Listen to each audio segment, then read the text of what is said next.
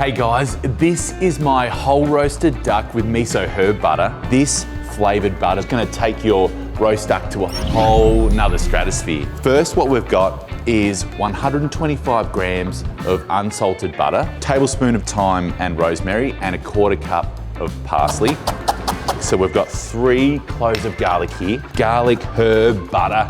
You know it's gonna be great. Then we're going to add some lemon zest. Now we've got some miso paste. This is gonna add some really great umami flavor and a good hit of black pepper. Now what I wanna do is give this a good mash around. To maximize the flavor of the miso herb butter, make a couple of pockets in between the skin and the duck breasts.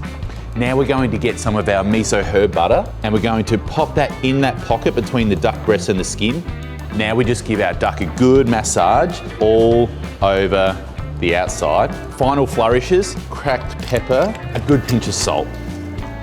I've got my oven preset at 190 degrees. This is gonna go in for about an hour and 20, hour and 30 until it's beautifully cooked and the skin is nice and crispy. Oh, guys, have a look at this. Our whole roasted duck with miso herb butter's just come out of the oven and the smell is just unbelievable. I can't wait to carve in. Let's serve.